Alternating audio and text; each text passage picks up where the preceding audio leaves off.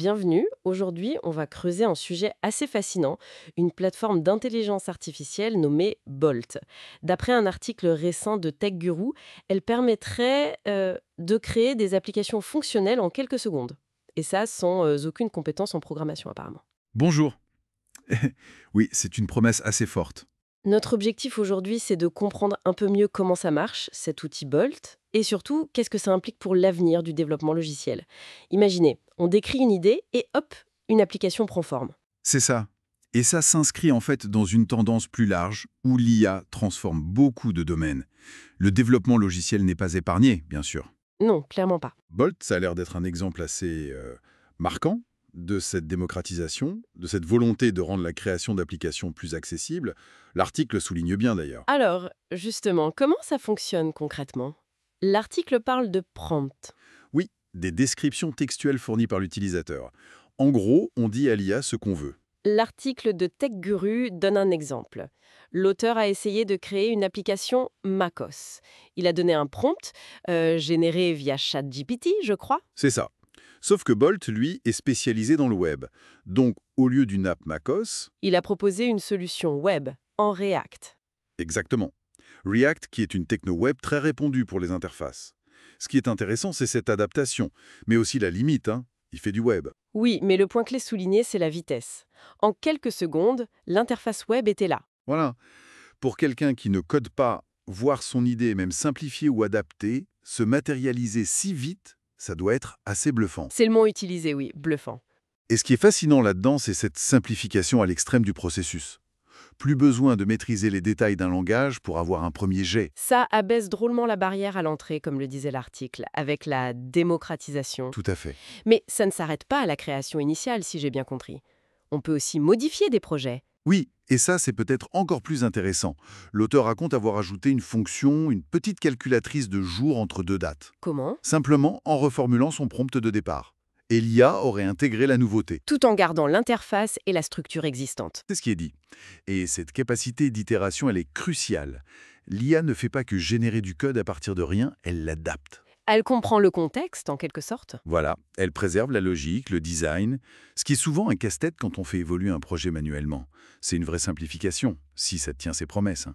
Et il y a un autre cas d'usage mentionné. Bolt pourrait même travailler sur du code qui n'a pas été généré par lui. Ah oui, voilà, comment ça? L'auteur a testé avec un vieux fichier HTML d'une de ses anciennes applications. Il a demandé à Bolt de moderniser le design, des animations, un look plus actuel. Juste, tout en gardant la fonctionnalité de base. Exactement. Et apparemment, Bolt a transformé la page en quelques instants. Le code final était même téléchargeable. Ça, c'est important. Le fait de pouvoir récupérer le code, ça ouvre la porte à des retouches manuelles ou à l'intégration dans des systèmes plus complexes. Oui, Si on prend un peu de recul, l'arrivée de plateformes comme Bolt, ça soulève quand même des questions assez fondamentales, non? justement, j'allais y venir. Au-delà de l'aspect un peu magique, est-ce que l'article évoque les défis, les potentiels problèmes? Oui, implicitement au moins. L'accessibilité, c'est génial pour l'innovation, pour permettre à plus de monde de créer. Ça, c'est le côté positif mis en avant. Mais Mais il y a des questions en suspens. D'abord, la qualité du code généré. Est-ce qu'il est propre, optimisé, sécurisé? Est-ce qu'il est facile à maintenir par des humains après? bonne question. L'IA peut générer du code qui marche, mais qui est peut-être un peu opaque ou pas très élégant selon les standards pro. C'est ça. Débugger du code d'IA, ça pourrait devenir une compétence spécifique. Ensuite, il y a le risque de dépendance. Si on s'habitue à ce que tout soit fait par l'IA, On pourrait perdre certaines compétences fondamentales. exactement, en programmation, en architecture logicielle, quel sera le rôle du développeur demain? Un simple pilote d'IA? Un expert en formulation de prompt? Ou quelqu'un qui se concentre sur les problèmes vraiment complexes que l'IA ne sait pas encore gérer? Ça redessine complètement le métier potentiellement. Et l'impact sur le marché? Est-ce qu'on va voir une explosion de micro-applications? Peut-être pas toutes de super qualité? C'est une possibilité, une sorte de fragmentation, avec plein d'outils très spécifiques créés par des non-spécialistes pour leurs propres besoins. Ce qui pourrait être bien, mais pose aussi des questions de sécurité, de standardisation. Tout à fait. L'article célèbre la démocratisation, mais il faut lire entre les lignes. Les défis de gouvernance et de qualité à grande échelle sont réels. Bon, en résumé, Bolt, tel que décrit par TechGuru, c'est un peu l'incarnation de cette nouvelle vague d'IA qui rend la création et la modification d'applis super rapides et accessibles, juste avec du texte. C'est ça. L'idée centrale à retenir, c'est vraiment cette accessibilité accrue, presque radicale. Ça ouvre des possibilités inédites, c'est certain. Mais, Mais ça nous force aussi à réfléchir aux impacts, sur la qualité, la sécurité, l'évolution des compétences et même la structure de l'industrie du logiciel. et pour finir, une petite question qui reste en suspens.